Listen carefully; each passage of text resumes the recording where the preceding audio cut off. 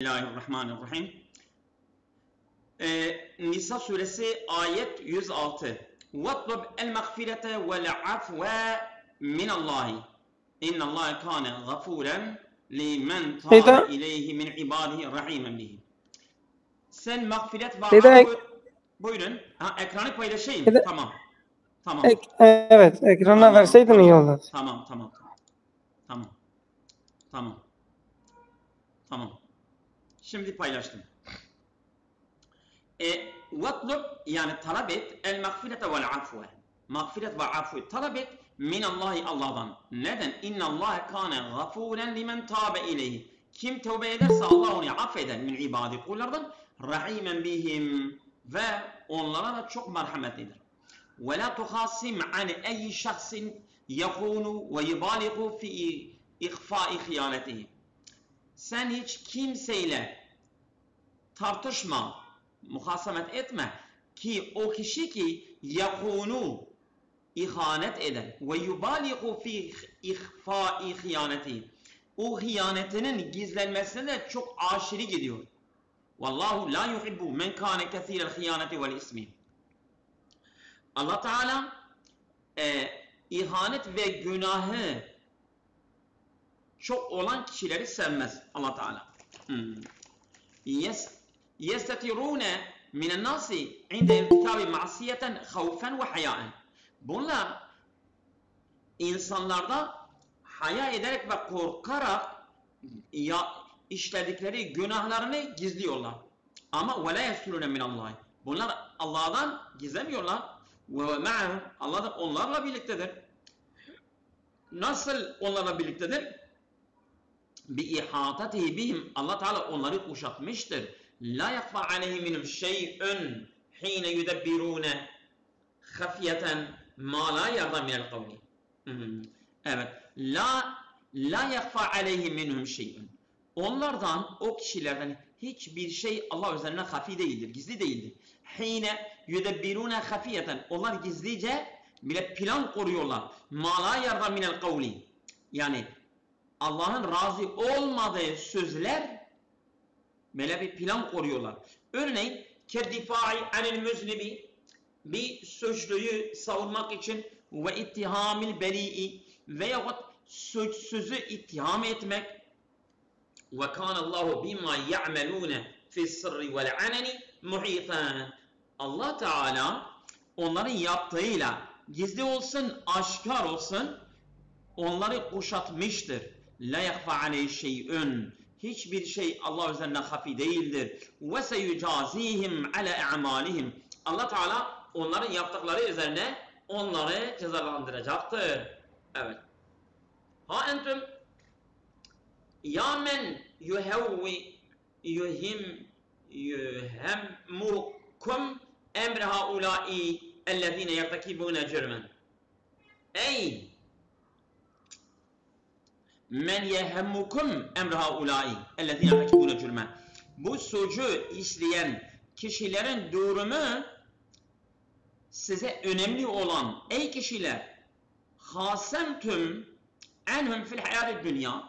Siz onlar için dünya hayatında onlarla tartıştınız. Değil mi? Li tesebbetu beraetehum. Onları savunmak için. Onları savunuyorsunuz.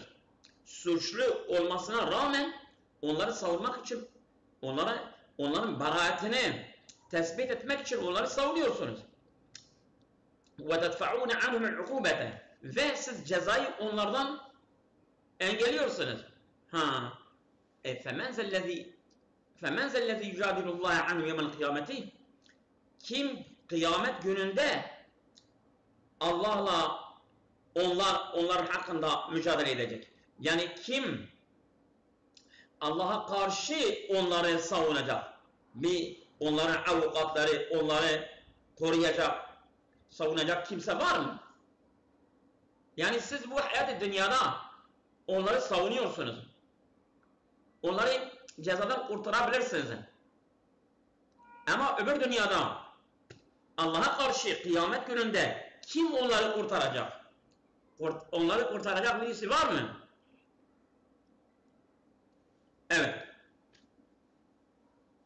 وَقَدْ عَلِمَ evet ve hakikate halihim. Yani Allah da onların durumlarının gerçeğini bildiği halde siz nasıl onları kıyamet gününde Allah'a karşı savunabileceksiniz? وَمَنْ ذَا الَّذ۪ي يَكُونُ وَك۪يلًا عَلَيْهِمْ Kim onların üzerine bir vekil, onların vekili kim olacak? فِي ذَٰلِكَ الْيَوْمِ O günde. وَلَا شَكَّ اَنَّ اَحَدًا لَا يَسْتَطِعُ ذَٰلِكَ Şüphesiz o gün hiç kimse de bunu yapamaz. Evet.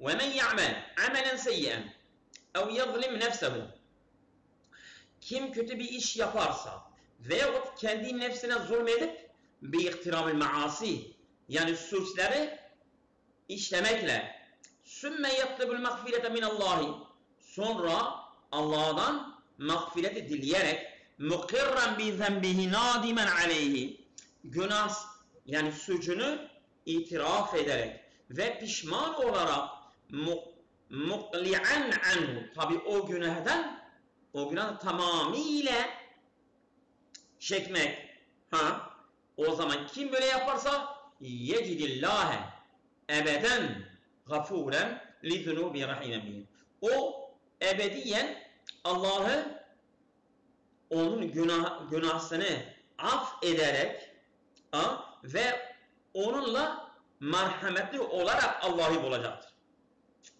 Evet. وَمَنْ يَرْتَكِبْ ismen sagîreten Kim küçük bir günahı işlerse ev kebîreten ya büyük olsun فَاِنَّمَا عُقُوبَتُهُ عَلَيْهِ وَحْدَهُ Onun suçu sadece onun üzerinedir. Kim ne işlerse onun günahı onun üzerinedir.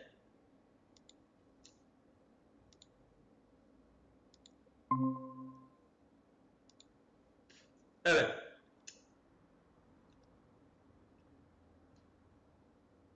La tetecavvezuhu ila gayrihi.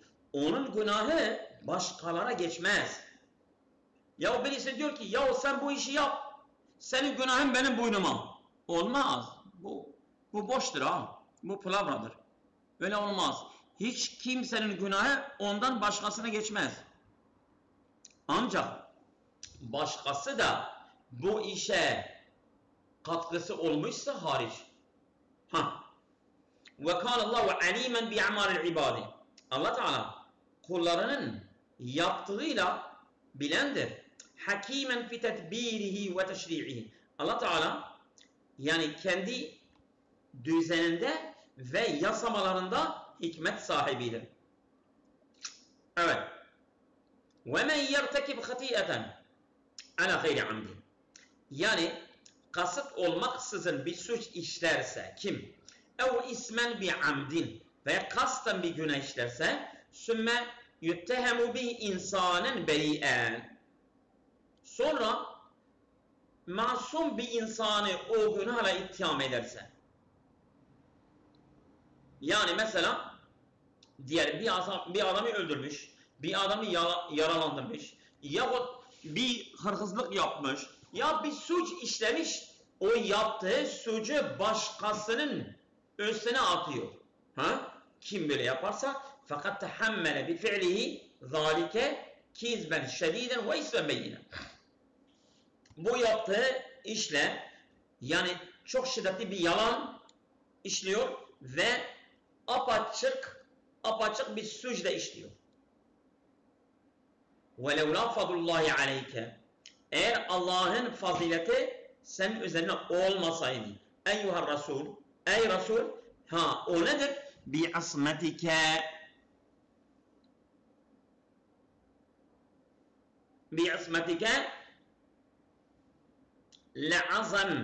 le'azamet cemaatun min ulaikellezine yakunune enfusem en yudilluke anil hakim.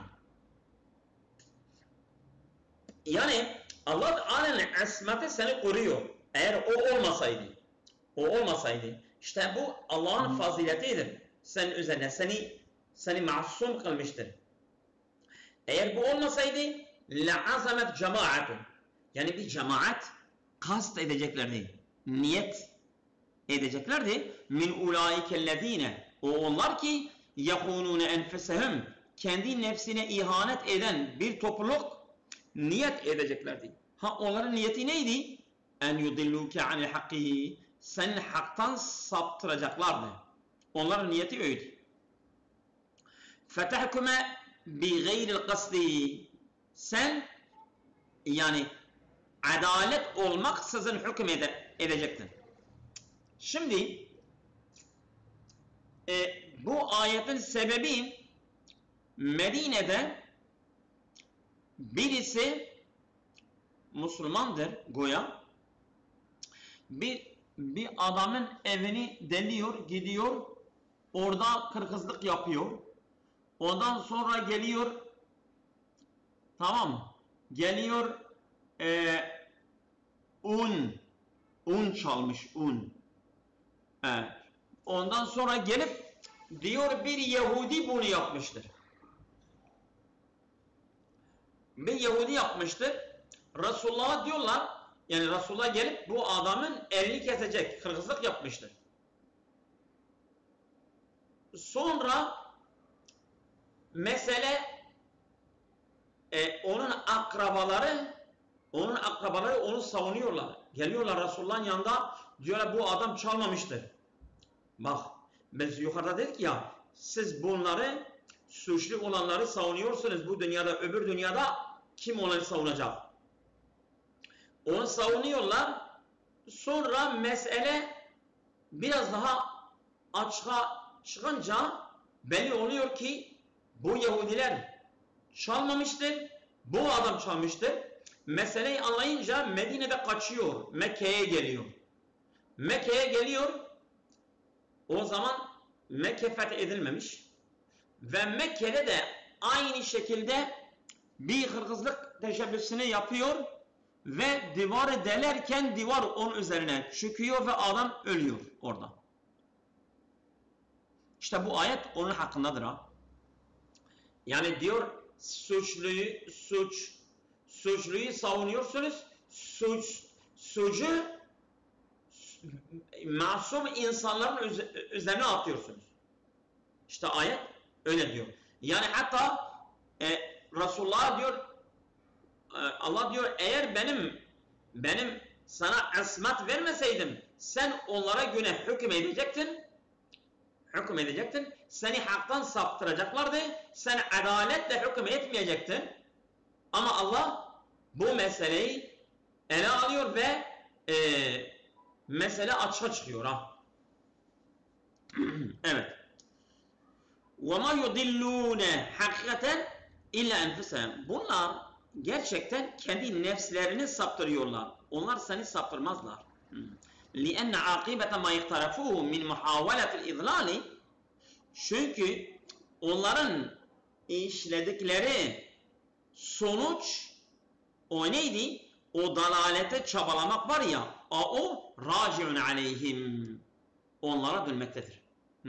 وَمَا يَقْدِرُونَ عَلَى اِزَائِكَ onlar sana eziyet edemezler.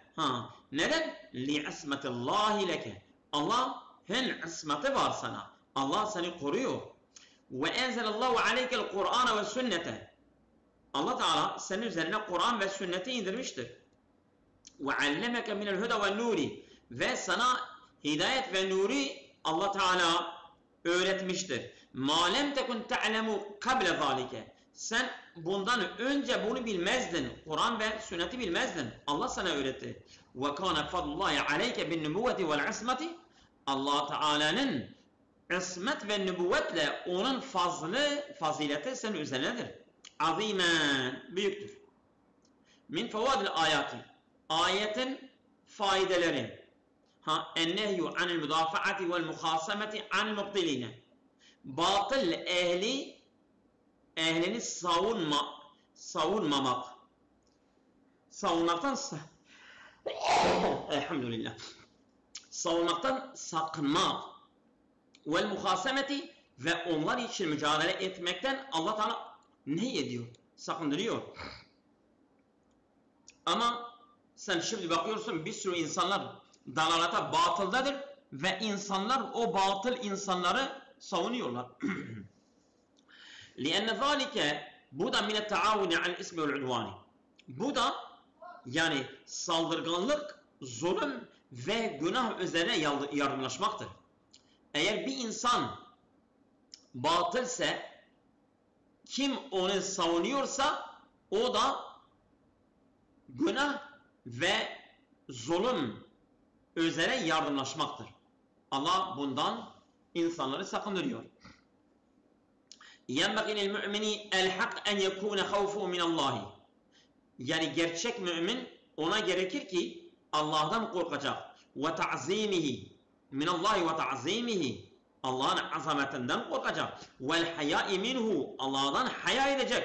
فَوْقَ كُلِّ اَحَدٍ مِنْ النَّاسِ İnsan, tüm insanların üstünde Allah'tan haya edecek ve Allah'ın azametinden korkmalıdır.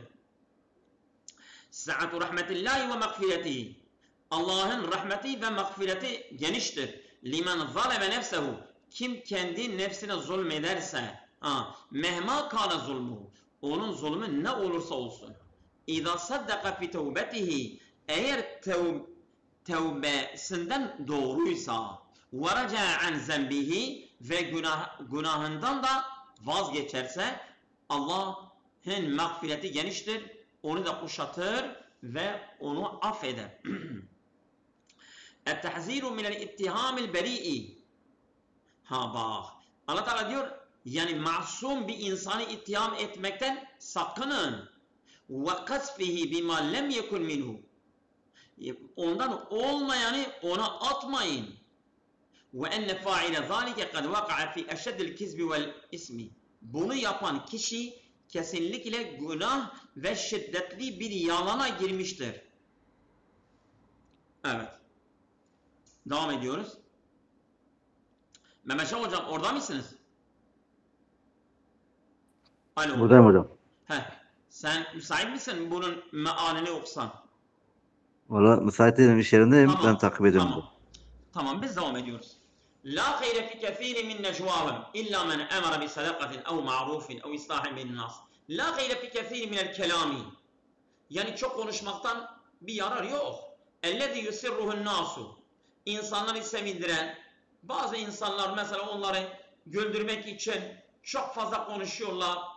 İnsanı sevindirecek çok konuşmalardan hayır yoktur. Ve la nef'a fihi. Orada bir yarar da yok. İlla en kâne kelâmuhum emren bi sadakati.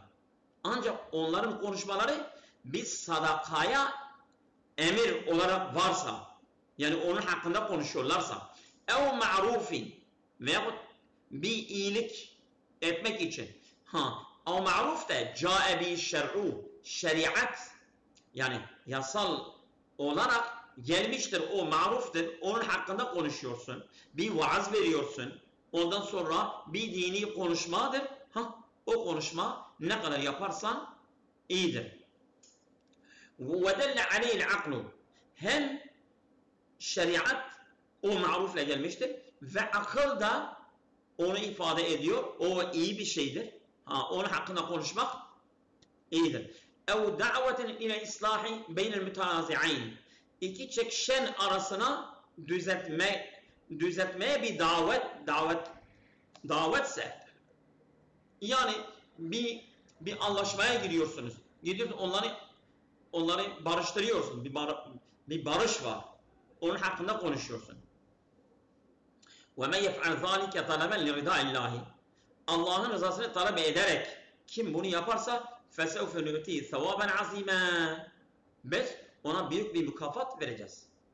وَمَنْ يُعَانِدَ الرَّسُولَ وَيُخَالِفَهُ فِي مَا جَاءَ بِهِ مِنْ بَعْدِ مَا اِتَّضَحَ لَهُ الْحَقُّ Tamam mı? Kim Resulullah'a inat ederek onun getirdiği vahiyle, tabi yani bu ondan sonra ona apaçık olup da bu haktır olduktan sonra kim böyle yaparsa ve yettabi' tariqa hayra tariqil müminine müminlerin yolunun dışında başka bir yolu izlerse netrukuhu ve ma ihtarahu li nefsi Biz onu ve seçtiği yolu, kendi nefsine seçtiği yolu baş başa bırakacağız. وَلَا نُوَفِّقُهُ لِلْحَقِّ. Biz onu hakka tevfik veremeyiz. Yani Allah Teala diyor, biz yani yardım elimizi ondan çekeriz. Biz ona tevfik vermeyiz. Tevfik demek Allah'ın desteği var. İşte Allah'ın desteği hak üzere burada yoktur. Neden? لِعْرَادِ عَنْ عَمْدٍ. Çünkü o kasten yüz çeviriyor haktan. وَنُدْخِلُهُ نَارَ cehenneme yu'ani harraha. Biz onu cehennem ateşine koyacağız. Onun sıcaklığını çekecek. Evet. وَسَاءَتْ مَرْجِعًا لِأَهْلِهَا. Bu cehennem kendi ehli için varacağı ne kötü bir yerdir. İnna Allah la yaghfiru en yushrake bihi bel yughallidul müşrike fi'n-nar. Allah Teala şirk koşanları affetmez asla. Bel yughallidul müşrike fi'n-nar. Zira müşrik olanı ebediyen cehennemde kalacaktır.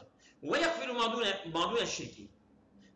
Şirkin dışındaki günahları minel maasi, günahlardan affeder. O da limen yeşâ'u bi rahmeti ve fadli. Yani kendi fazileti ve rahmetiyle isteyeni affeder Allah Teala. O da Allah'ın meşiyetine bağlıdır. Ve men yüşrik ma'allahi ahaden. Kim Allah'la birlikte bir şirk koşarsa fakat tahe anil hakkı. O hakkı şaşırtmıştır. Haktan yolunu şaşırtmıştır. Ve ba'de anhu bu'den kesiren. O haktan uzaklaşmayla haktan uzaklaşmıştır. لِأَنَّهُ سَوَّى بَيْنَ الْخَالِقِ وَالْمَخْلُوقِ. Çünkü o Halik ve mahluku eşit tutmuştur. Çünkü yani bir mahluku Allah'a ortak koşuyor. Halik ve mahluku eşit tutuyor. مَا يَعْبُدُ هَؤُلَاءِ الْمُشْرِكُونَ وَيَدْعُونَ مَعَ اللّٰهِ اِلَّا اَوْسَانًا. Bu müşrikler ibadet etmiyorlar. وَيَدْعُونَ مَعَ اللّٰهِ. Allah'la birlikte ibadet etmezler, dua etmezler. İlla evsanen. Ancak bazı putlar var. Müsemmatun bi esmail inasi. O putlar da böyle dişil adlarla adlandırılıyorlar. Mesela Lat, Uzza. Bunlar dişil adlardır, dişil. La nef'alaha ve la derre. Ne bunların yararı var, ne zararı var. Ve ma ya'budun fil hakikati illa şeytanen. Bunlar gerçekten ibadet etmezler, ancak şeytana ibadet ederler. Haricen an taatillahi. Allah'ın taatinden çıkarak. La hayre fihi. Bundan herhangi bir sevap, hayır yoktur. لِأَنَّهُ هُوَ اَمَرَهُمْ بِعِبَادَةِ الْاَوْسَانِ. Çünkü Allah Teala'dır ki, لِأَنَّهُ şeytandır. اَلَّذ۪ي اَمَرَهُمْ بِعِبَادَةِ الْاَوْسَانِ. Şeytandır, onları putların ibadetine emrediyor. وَلِذَٰلِكَ طَرَّدَهُ اللّٰهُ مِنْ رَحْمَتِهِ. Bunun için Allah Teala onu kendi rahmetinden kovmuştur. وَقَالَ هَذَا الشَّيْطَانُ لِرَبِّي حَالِفًا. Bu şeytan Rabbine yemin ederek demiştir. لَاَجْعَلَنَّ لِي مِنْ عِبَادِكَ قِسْمًا مَعْلُومًا اَغْوِيهِمْ عَنِ الْحَقِّ. Yani ben yemin ederim ki ben kılacağım kendim için min ibadike, senin kullarından kısmen bir pay ben kılacağım, ma'lumen belli bir pay, eğvihim, onları kandıracağım anil hakkı. Yani onları saptıracağım, haktan saptıracağım. Yani senin kullarından bir pay kendime alacağım ve onları saptıracağım. Ve le esuddennehum an siratike el müstakimi. Ve senin dosdoğru yolundan onları men edeceğim. Sadda anil tariki, onu yoldan engellemektir. Onları engelleyeceğim. Ve le ümmenniyennehum bil uudi. Ve onları bazı sözlerle onları emniyet yani vereceğim, değil mi? Emniyet neydi? Kürtçesi.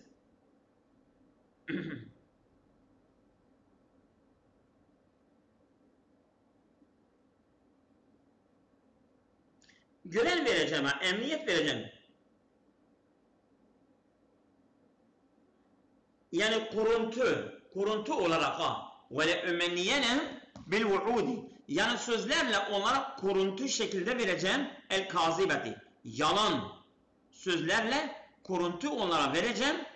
Elleti onlar ki tezeyyene lehum dalaluhum. Onların dalaleti onlar için süslenmiş. Yani dalalet onlar için süslenmiş kişilerdir.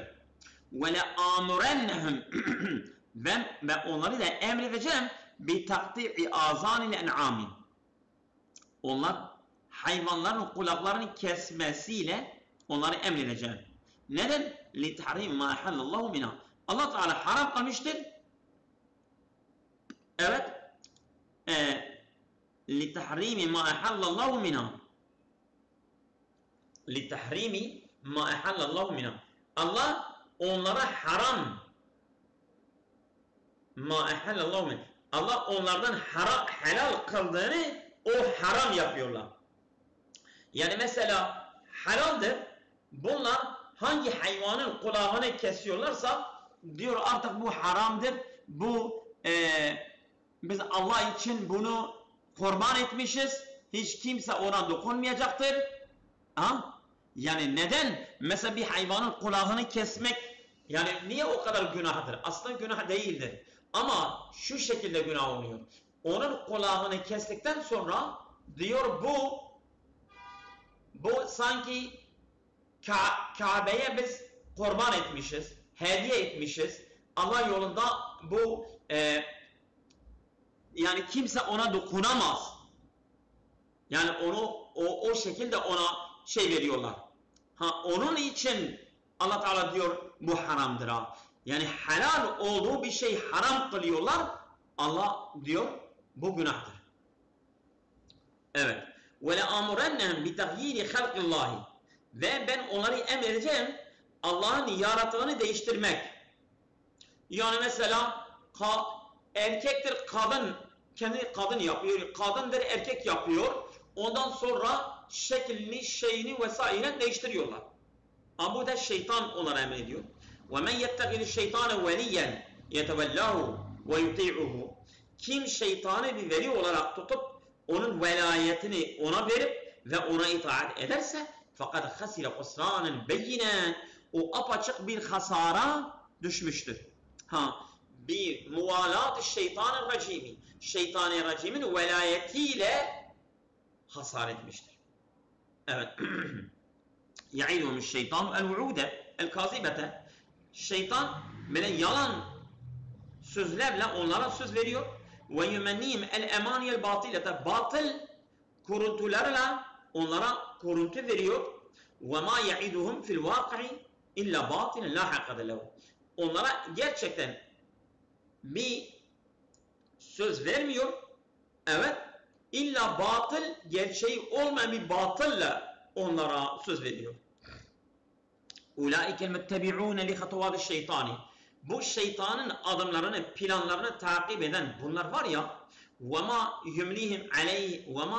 يُمْلِيهِ عَلَيْهِمْ. Şeytanın onların üzerine imla ettiği, onlara söyleyip de onlara kaydettiği, bunların müstakkarruhum naru cehennem. Bunlar var ya, onların karargahı cehennem ateşidir. La yecidune anha mehriben yelceune ileyhi.